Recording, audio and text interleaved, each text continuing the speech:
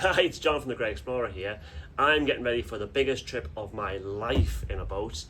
If you want to see how I prepare for that and what kit I take, stay tuned.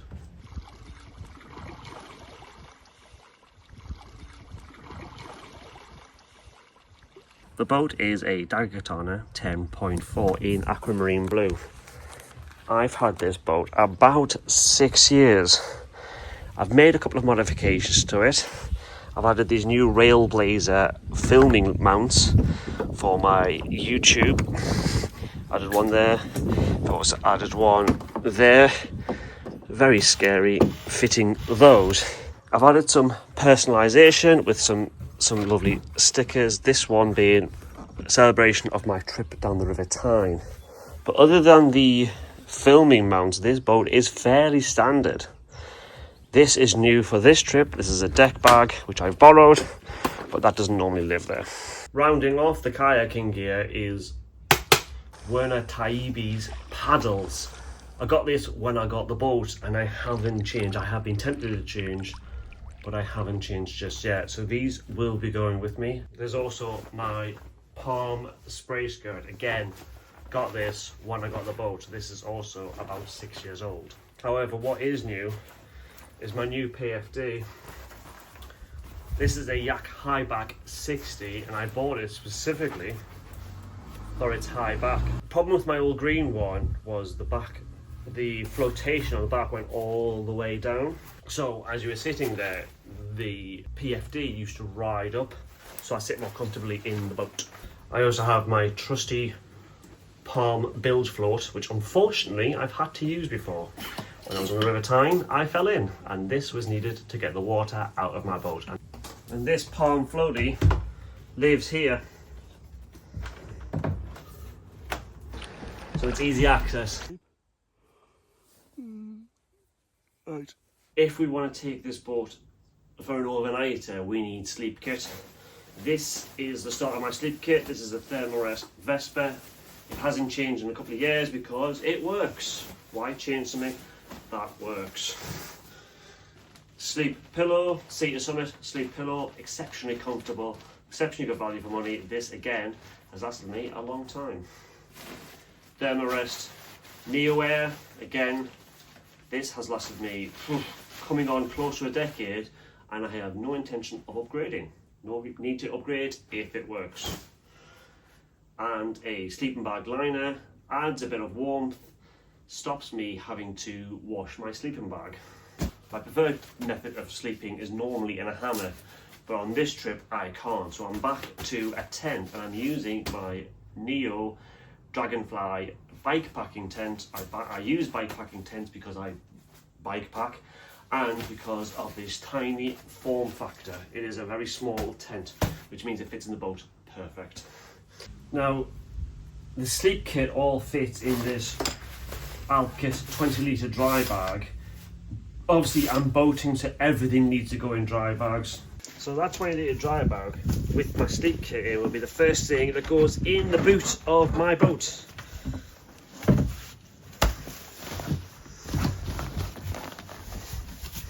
And it will fit as far up there as I can get it. So it's far up to this section here. There's a bit of boat here, you can't get much in there, but as far as I can get it up there.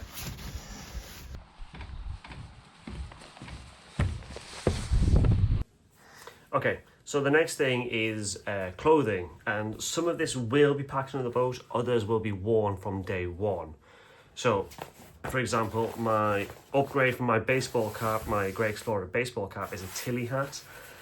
I've started wearing these actually after my last time I did this trip because I love it. It's got a huge wide brim, so it covers my neck. It is UV resistant. It's a little bit cooler. I'm really enjoying it. I'm hoping to get many more years out of this. So this won't be packed. This will be worn on my head all 6 days. Next up is the basics. We got underpants and Bridgedale socks. One of these will be worn from day one, which won't get packed. The other 2 pairs will be. It's a 6-day trip. I'm packing 3 pairs. We've got a very thin beanie hat for sleeping in. That'll be packed. We've got a very thin jacket because it is summer right now, despite the fact we're going to Scotland. Very thin jacket. I don't tend on wearing this a lot, but I'd rather take it and not want it. Monterey pants. I have actually upgraded these before and to Rab version, and didn't actually like the Rab versions more than these ones. So despite the fact that these are quite old now, with a rip in them, I'm still wearing these more than the upgraded version. Sometimes when you upgrade things, they're not as good as the old ones, so these are coming too, and I won't be wearing anything else. I'll also be taking my Palm waterproof kayak jacket. It is Scotland, so we're expecting every single type of weather. I like this, it's actually really comfortable. Yeah, kayaking waterproof jacket. 3 rash vests. You've seen these before. That I've worn in videos, I've worn that in a lot of videos. This, because it's a long trip, I went out and bought a 3rd rashie. Rashies are great, they are UV resistant. This was from Decathlon, I literally bought it yesterday, 15 quid. And then for lounging around camp, 1 Patagonia sun hoodie. Again, UV resistant, it's a little bit cooler, it draws heat out. I've worn this a lot, I've had it a long time actually, and I absolutely love it. So this will be worn once I've landed and I'm mincing around camp. Again, also not packed will be my Adidas Terex trainers. These are waterproof up to a point. I've switched these over from Salamans because Salamans last 3 seconds these days. So these are my Terexes. And that will be all packed in a 35 litre dry bag, which is very big. It's bigger than my sleep kit. Like I said, the vast majority will be packed, some of it will not be packed. So the gap we left for the sleep kit, the other half of this boat, will be the clothes, and that will go again as far back as we can get it.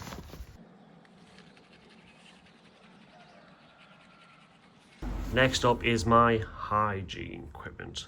This hasn't changed that much because again it works. All fits into a tiny little carry more bag, which I got for next to nothing. Start with a little trowel for digging cat holes, for you know what. Then we have toilet tissue or tissue paper, as again for the same reason. Hand sanitizer, again for the same reason. Then we have hand wipes, which is like little body washes. So if I'm getting really bad on the trail, I will whip one of those out. Deodorant, toothbrush and toothpaste. Midge net. 2 types of midge repellent, Smidge and this Midge Repel. Bank line and a sun cream for my hands and my face. Very small, it's a stick. Again, that all fits in this tiny bag, and that goes in the boot. Now this tiny little dry bag you would think would go there, but these bags only actually coming up to about here, so you've still got all this room. That bag is tiny, so if I move one of these bags down and then push that up there, then push these bags back, I'm just occupying space that was before just redundant. So again, still got all that room there, which I had before. In that space, I'll then put the tent I mentioned before, so that completes the sleep kit. Again, still quite a bit of room. Someone eats. This is where things started getting a little bit complicated.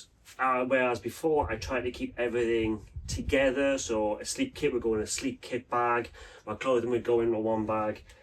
For food and the cooking and the water, I can't do that. The food is exceptionally bulky on this trip. I normally take packets, dehydrated packets, but the price of them has gone up insane. So I was given some ration packs, my guy who bought them. I've broken the ration packs down into 4 categories. So I've got my dinners here,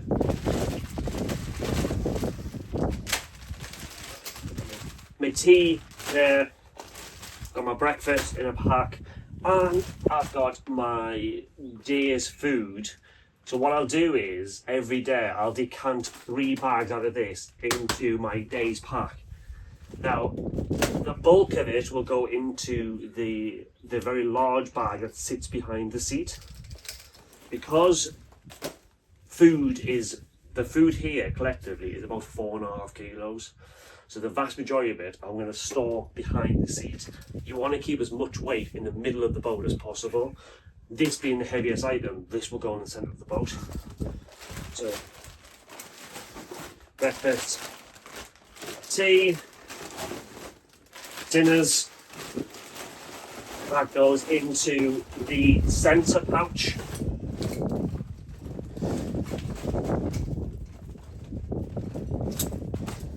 The main day's food will go into the front day bag, as well as the water bottles and the big water bottle.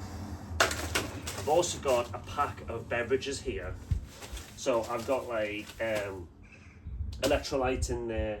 I've got peach, like some teas and that, coffee and some whitener, and that all goes in there. This will live in the deck bag on the front. I want that to be easy access. The cooking kit will go into the deck bag, so a long-handled spork and my new cook kit. Let's go through this properly. So the cook kit is brand new for this trip. Contains one very large gas bottle. So because I'm on ration packs instead of my usual pouches, dehydrated pouches, I've gone for a very large titanium bowl so that everything can be cooked into there, with a microfiber cloth. Brand new for this trip is a fire maple kettle.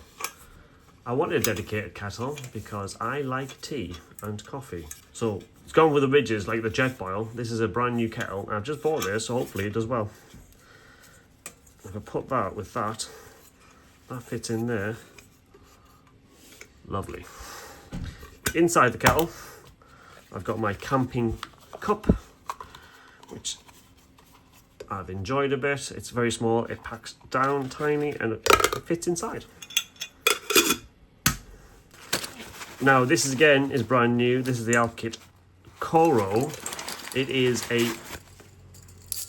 so the reason I bought this, because it lays flat onto the deck. My other stoves, I've had to sit on top and it makes them unwieldy. They can then wobble around. This one sits directly on the floor, which is why I bought this one. I've wanted one of these for a little while. Didn't realise that Alpkit made their own version. So I bought it for this trip. And that will go back in its bag.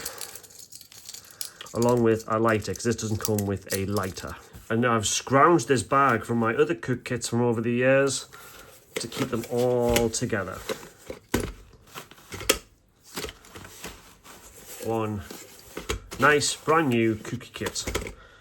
Now it has to be said that normally I would go with the dehydrated freeze-dried pouches, but the price of them has gone up insane. I mean, the price of food's gone up anyway. Those pouches are now bordering on £10 a pouch, and when you've got to feed yourself for over 6 days, 3 meals, and you're going to take on a lot of calories, that price just becomes unsustainable for me. The amount of money that I would have spent on pouches would have probably stopped this trip dead. I would have had to maybe put it off for another year. So, whereas on the pouches I can use the jet boil and the weight is massively different, the cook kit I've just shown you is reflective of the fact I'm using ration packs. I spent a lot of money on the cook kit, but I'm going to keep a hold of that cook kit for a long time. That might become my new kayaking cook kit. So, because this trip involves a lot of portaging, I have to bring my wheels for the boat. These strap to the bottom of the boat and help you pull it along like a trolley. I'm not going to lie, I detest these damn things. They are impossible to put on, but there is no other way of doing it. It is a best of a bad situation. The wheels live in the boot. This lives behind the kayak seat. Go into here.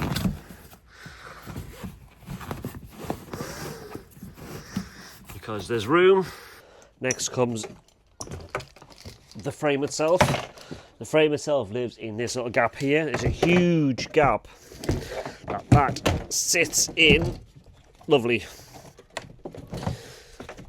Still quite a bit of room for the next bag. That is that pretty much full. I could probably get a few more bits and pieces in there, but I'm not going to. That's ready to go, so that can now be closed up. My day's food. The cook set and gas. The beverages. And the water filter, which I shouldn't need, but I'm taking it anyway.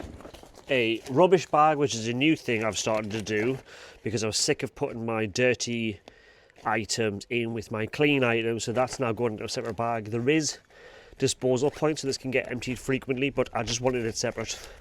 And the spork, the big bottle of water, the empty bottles which are going the side, both with sports caps on so they can be drunk easily. Maps of the route. This is all stuff that's easy accessible, I can get straight away. So into the last dry bag. This one's got handles on so we can carry around. This is the one that we already packed with food. I'm going to put a sit mat in there, a Leatherman knife with the Allen keys. That can go in there. Some duct tape for immediate repairs to the boat or to equipment. A kayak lock. And a washing line type dealio. This normally lives in the garage, but if we're expecting rain, and we are expecting rain, this can be used to dry equipment. Just lashes up quite quickly and it weighs nothing.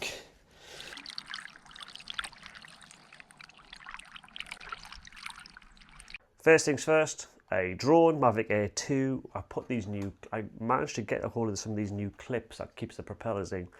But I genuinely love this thing. This is my second version of this. The first one I crashed into Lake Windermere. Yeah, it comes with a controller, and I'm taking 2 extra batteries as well as the battery that's in the drone. Love this thing. I really like the footage that comes off of it, and I think it makes the videos look nicer. Next thing, GoPro Hero 7 Black. This I've relocated to B-roll camera. I don't film on this that much. I only keep it around because it is completely waterproof and I can put it in some weird locations, which I'll show you in a second. So yeah, this I've had for a long time. Doesn't do as much as it used to. Then we've got 2 power banks. The next camera is one I'm filming on now. It is the iPhone 15 Pro. This is going to be my main camera. I'm starting to really like the depth of footage I get out of that instead of this. So that's now become my main camera. This has become my backup B-roll camera. Along with the drone is the 3 cameras. Then I've got a new thing for me. I got for Father's Day. It's a microphone from DJI. This is brand new. I am currently using it. And then I've got the various batteries for the GoPro. Next up is the Railblazer mounts. This is the upgrade to my GoPro mounts that I used to use and kept failing. So I upgraded, drilled into my boat and made these. Now this is the rear. This is the smaller Railblazer. It is completely waterproof. It's actually drilled into the boat, which was super scary. This is the back mount, so I can point it going from where I've been or the back shot of my back. Comes with these Starport connectors, which then fit into there. Clip in, GoPro then mounts to that, which is now facing towards the passenger, towards the towards the kayaker. Because I am very nervous, I've modified the GoPro to have a little clip, so that will be clipped in, and then that will be clipped to the boat. Right at the front of the boat, another Railblazer fitted. Again, this had to be drilled into the boat, quite scary. I've got another Railblazer mount here. This one has got a hinge on it, so it can be manipulated in any which way I like. locked in place. That now can't go anywhere because it's literally drilled to the boat. I've got full range of movement. Full range of movement, up and down, wherever I want to go on that. Again, which is an upgrade on the old GoPro Swan Neck, which had fallen off before. With that, I've got an adapter to convert it into a regular camera mount, and then because I want to use my phone more to film, I've got one of these Ulanzi MA38, which is one of these newfangled tripods you keep seeing on Insta. It can do that, it can do the clippy thing, it's magnetic so I can attach it to things as I'm talking. It's like jack of all trades tripod, so I bought it because it's got the standard camera mount, and that there, it can also then fit onto my boat, which then turns my boat to be able to use my phone as a camera. Now, the second thing is I've also got, same as on the GoPro, I've got a clip that goes onto the phone, which I'm currently filming on, and that which then fits onto there. So again, despite that being MagSafe, it's now securely tethered to the phone. The tripod is also one of those gorilla mounts. I've used this a bunch of times. It can do the whole... It's got an attachment for the GoPro. Also, can be quite rusty. A phone mount too. I've used this a fair few times. Again, it is from Ulanzi. I am really enjoying this, and I really like it actually. It gives me another dimension, and this lives on the deck bag. The battery bag will go into the deck bag. Again, waterproof thing, so if I roll over, I don't smash all my batteries. The mini tripod goes in the front. So a tripod here and a tripod there. The big bag then also gets wound up with the drone in it. Handles. Give it a bit of a shake to flatten it out a bit, and then that goes in there. Like, with great difficulty by the looks of it. Obviously that bag will get smaller as the days go by because there'll be less and less food in it. But at the start it's going to be very, very full. And that is us all packed and ready to go. If you enjoyed this video and you like this type of content, please think about liking and subscribing to my channel. The next video to come out will be the trip that this was all for. Cheers guys. Goodbye.